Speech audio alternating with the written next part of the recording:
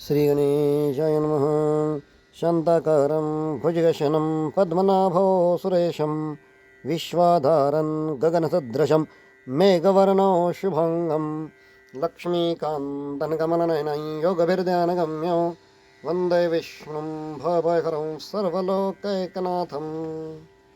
मागच्या 14-13व्या अध्यायामध्ये आपण द्वादशी व्रताचं महात्म्य बघितलं आणि आज आपण बघणार आहोत तो अधिक मास महात्म्यातील 14वा अध्याय. 13व्या अध्यायामध्ये आपण बघितलं की कशा प्रकारे ते दुर्वास ऋषी अंबरीश राजाकडे येतात आणि भोजनाची ते मागणी घालतात.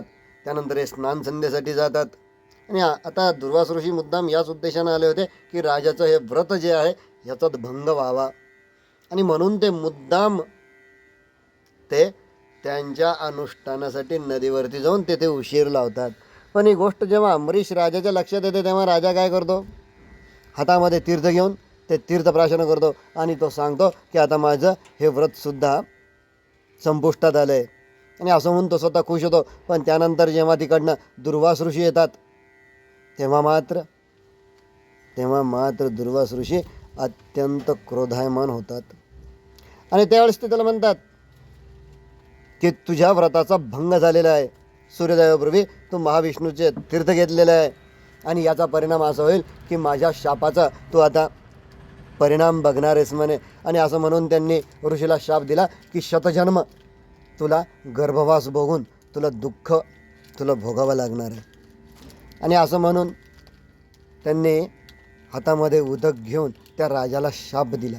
तरी राजा बिचारा हा त्यांची आता विनवणी करतोय, कळवळून तो त्या ऋषींची क्षमा मागतोय. पण तरीही ऋषी मात्र त्यांच्याच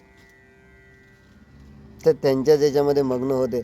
आणि तरीही राजा बिचारा शांत होऊन तो सांगतोय की म्हणे महाराज असं काय करता, मी आपल्यासाठी इतक्या सुंदर अशा भोजनाची सिद्धता केली की मला आपण भोजन करून तरी जावं. तुझं उष्टान्न खाऊ काय, तू तीर्थप्राशन केलं म्हणजे काय केलंस, तू एक प्रकारे भोजनच केलंस ना, मग तुझं उष्टिष्ट आम्हाला खाऊ घालतोय काय. आणि असं म्हणून ते त्यांच्या सर्व शिष्यांबरोबर दुर्वास ऋषी तेथनं निघाले. आणि त्याच वेळेस मग अगदी अर्थस्वराने अंबरीश राजा जो आहे तो विष्णूचं धावा करतोय, त्याची प्रार्थना करतोय आणि म्हणता म्हणता क्षणार्धात त्याच्यासमोर अत्यंत तेजोवलय तिथे प्रकट झालं. आणि त्या तेजोवलयामध्ये भगवान नारायण, भगवान विष्णू हे चतुर्भुज गरुडावरती तेथे त्याच्यासमोर प्रकट झालेले आहेत. आणि त्याच वेळेस नेमके इकडे यांचा राग इतका क्रोधायमान झालेला असतो की त्याच वेळेस ते त्या राजाला शाप देण्याकरता त्यांच्या जटेतला एक केस जे आहे तो केस, एक जटातला एक केस तोडून ते जमिनीवरती आपडतात आणि त्यातून एक भयंकर अशा प्रकारची कृत्या तेथे निर्माण होते. पण त्याच वेळेस यांच्या आणि ते अंबरीश यांच्या अंगावरती ती कृत्या राक्षसी अंबरीश राजावरती धावून येते. ते अंबरीश राजाला खाऊन टाकणार होतं काय, त्याच वेळेस भगवान विष्णूंनी त्यांचं सुदर्शन चक्र हे त्या कृत्येकडे भिरकवतात. त्या चक्राने ती कृत्या गतप्राण होते. आणि मग यानंतर आता मात्र ते सुदर्शन चक्र दुर्वास ऋषींच्या भोवती गरगरायला लागलंय. आता हे चक्र आपल्याला ठार मारणार आहे या बघून दुर्वास ऋषींनी आता तिथून पळ काढलेला आहे. बघा, दुर्वास ऋषी पुढे पळतात आहे, मागे चक्र चालू आहे, सुदर्शन चक्र त्यांच्या मागे जात आहे. हे दुर्वास ऋषी अत्यंत त्रिभुवनामध्ये ते फिरतात आहे.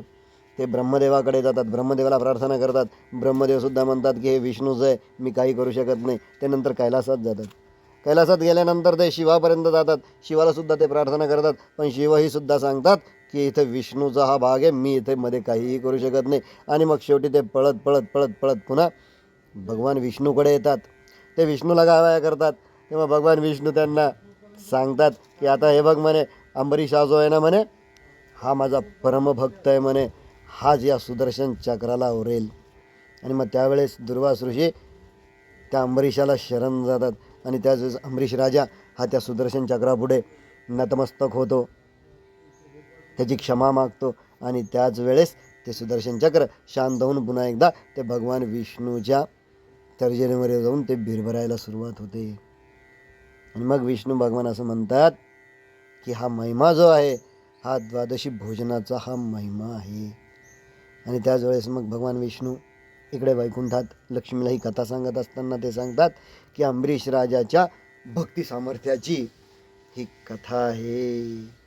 आणि म्हणून मग आता ते पुढे सांगतात की यापेक्षा एक वेगळी कथा मी तुला पुढच्या अध्यायात सांगणार आहे. तर मग बघूया नेमकी पुढच्या अध्यायामध्ये कुठली कथा भगवान श्री हरी विष्णू वैकुंठात माता लक्ष्मीला सांगतात.